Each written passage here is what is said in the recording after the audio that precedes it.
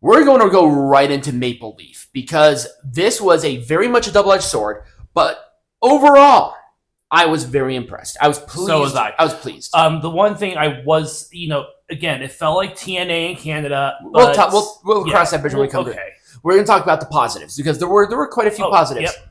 The first one was Mauro Ranallo. He has not missed a step. He is the best announcer right now in wrestling on mainstream. I agree. Mainstream wise, I mean, there are a lot of really good announcers. Don't get me wrong. This is no disrespect to anybody else, but when it feels like the guy creamed his pants every time, but yet still can call the action where I could close my eyes and see exactly what's going on, you are successful as a commentator. And Mauro Ranallo hit that in strides. You can tell this guy was passionate, informed. He was ready to go. So I was thrilled. I agree with that. Now, Don Callis was a great announcer too. This is a dynamite team. Don Callis was the color commentator. Yes. So he was more like the Jesse. He was like Jesse Ventura. Yeah, I got Jesse Ventura vibes from him. And then Mauro Ranallo is a play-by-play, so he just calls it right as it is. So that's just kind of how that dynamic works. They had great chemistry. Yeah. I want to hear more. I really liked how they did not rely on the history of Maple Leaf Pro, but they mentioned it often but tastefully. They got Bret Hart to do a voiceover for them, which was really cool. Bret Hart started in Maple Leaf. Okay. And then he went to Stampede, so there was that. I like that they had the old footage. This company's been around since like 1924. It was disbanded and now it's brought back, so it has a nostalgic factor with it. But they mention the history without leaning on the history. Yeah. So I thought that was really good. It kind of like NWA, where they do mention a lot of history because they have a lot of titles and stuff, and very carny looking sort of vibe. But that's the point. But that's kind of the point of the promotion. Now I don't really know what direction Maple Leaf Pro Wrestling is going to go. I think here's the difference between Maple Leaf and NWA. NWA was so established within the cultural zeitgeist of like wrestling in Americana, you wouldn't even think about that.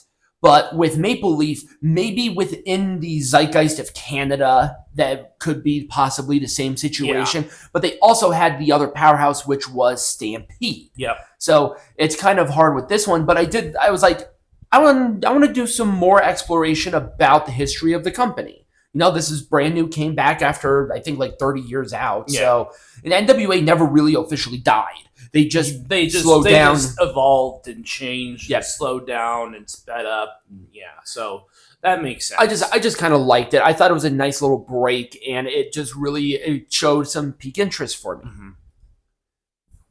I'm talking about Gisele Shaw directly because she was essentially the shining star within the women's matches in every single step of Maple Leaf. And we're not saying that just because she happens to be in a relationship with the... supposedly in a relationship with the person who's running the joint.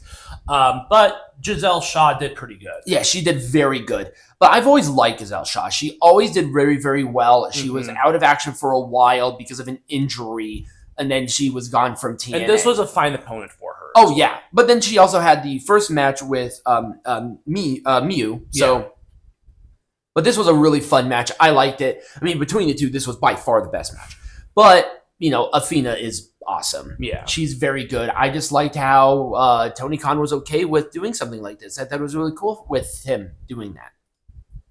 Bully Ray is a national treasure, and nobody should speak ill will about him. He was fucking awesome during this show. Him getting in the poor ring girl's face saying he's pretty darn handsome, that was great. The match with him and Raj, I almost said gender. Raj, it was very good. I liked it. The ball shots where he's just being a comedic goof was fucking great. I loved everything Bully Ray during this show. And then him, especially with the interactions with Raj Deji. It kind of goes back to some of the more comedic stuff that maybe he had as Jinder Mahal. Right. And then we had, Harley Cameron going into Bully's crotch, and they stare at each other, and just great reaction there. Bully Ray there was one thing about him. He's very serious. He looks like a threat, but he also has great comedic timing. He's a very well-rounded wrestler. Yes. And you could say whatever you want about his comments and his reaction on Busted Open. He is just a national treasure when he gets in a ring. He's funny, very serious. He knows how to get the crowd to really get into it. Exactly. With laughter and big boos and all in the same match too. That's hard. That's hard to do. It is. So I'm very happy. And Bully Ray is just great. He's awesome. And once again, another golden shining star was Mike Bailey. Well, it's hard to have the bad Mike Bailey match. Holy God. I mean, the El Phantasmo match was really good, but holy crap, this match was phenomenal.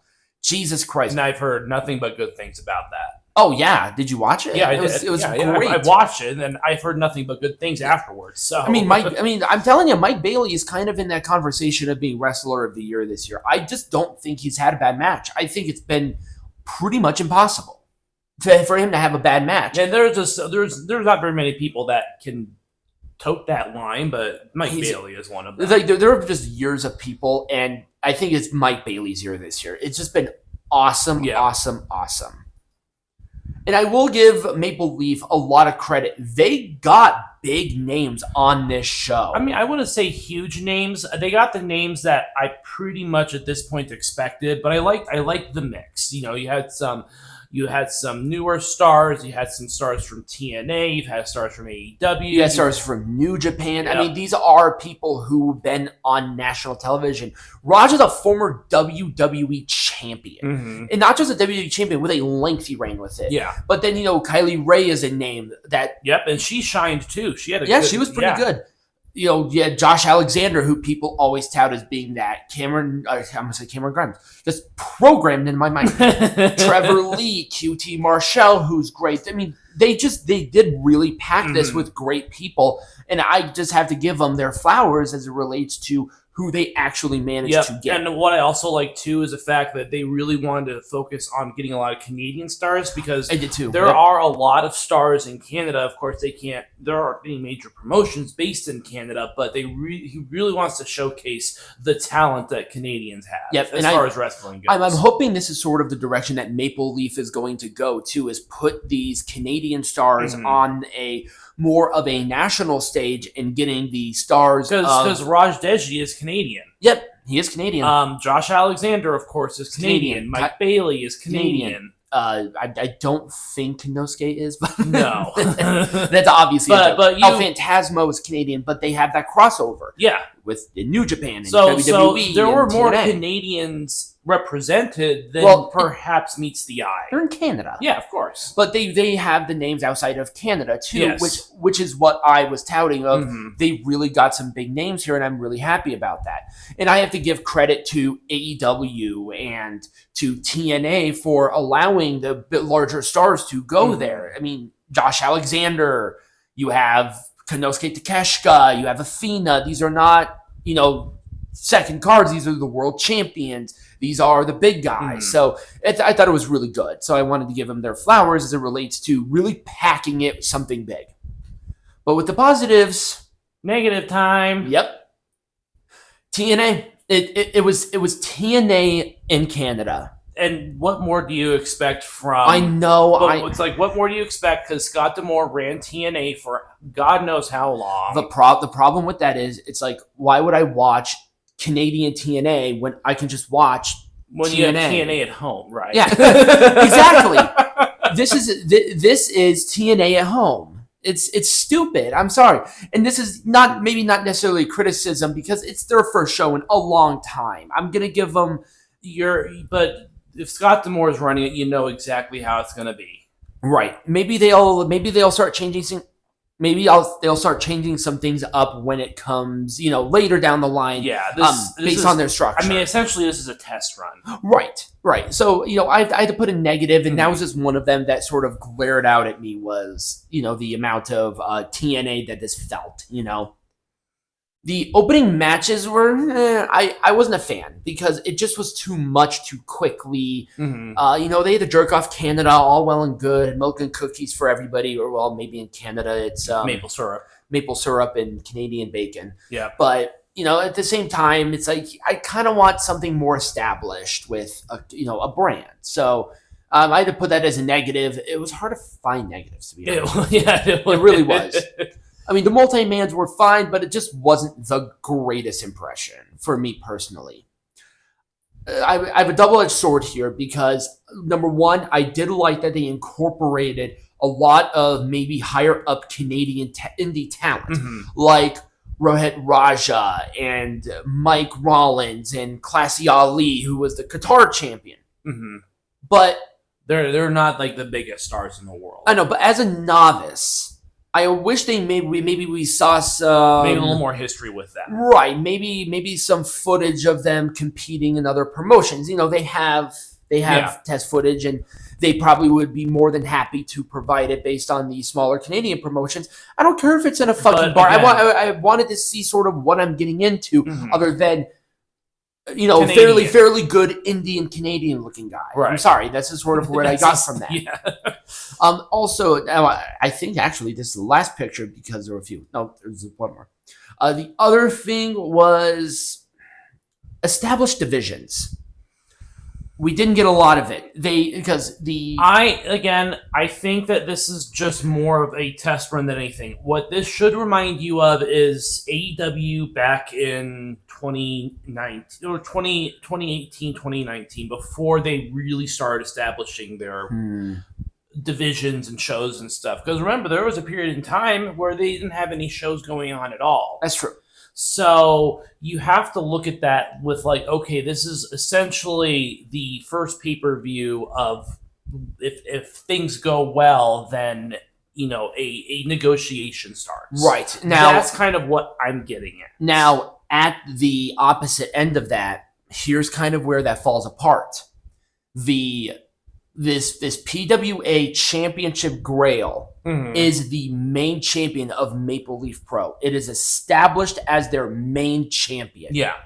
It was introduced during the show, which leans to me that they are establishing something.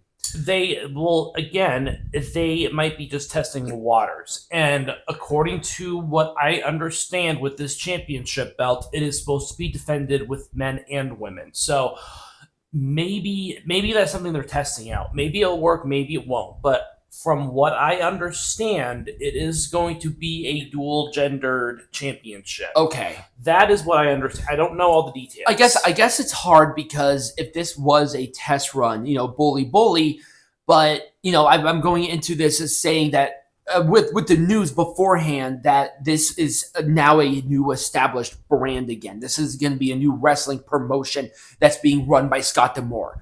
This is what I heard before anything happened, that this is a revival of Maple Leaf Pro. And he's not going to revive it with established roster and championships and stuff. This is an established champion. They established this champion.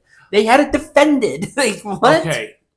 This is still not an established champion. This is something that's very much in the testing phase. They are not going to invest a lot of money and time into something if it's not going to be successful. Because wrestling is very ultra competitive space, and it requires a lot of money. So if it works out, great. If it doesn't work out, then whatever. This is not established. Nothing here is established. Well, then where the fuck did Tony Khan? Where the fuck did Scott D'Amore get the seed capital for these two shows? I don't know. But they are not going to. He has not established a roster. He's obviously not established a title history or lineage or anything like that. We don't know when the next show is going to be. So Wikipedia is wrong? What do you mean? The PWA Championship Grail is under Maple Leaf Pro's Wikipedia article that established today, or when this match happened. Again, nothing is set in stone with this. You have to get that out of your head that, this is all set in stone. This is all of a sudden going to start happening. We don't know. Because that's not how AEW did not start like that. All In was not an AEW sponsored show. Double or Nothing was the first show. They announced Dynamite.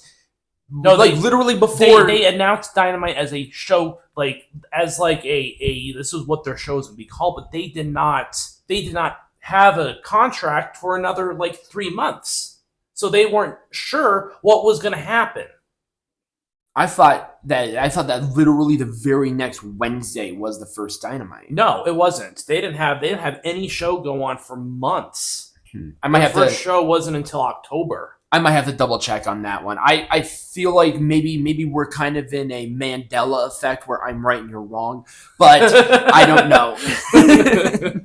Anyways, I will say overall, I really liked this show. I like the vibe.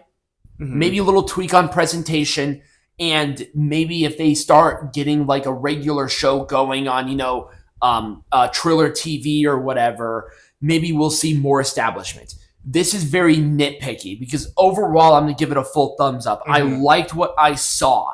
I like the vibe, and I like that they are really trying to showcase more Canadian talent. Mm-hmm. But there's just a lot of lingering things, and I don't like being in the dark. Right. Anyways, when we come back, we're going to talk about a TNA show. Yes, we are. The American version of it. The one that we don't have at home. Yes.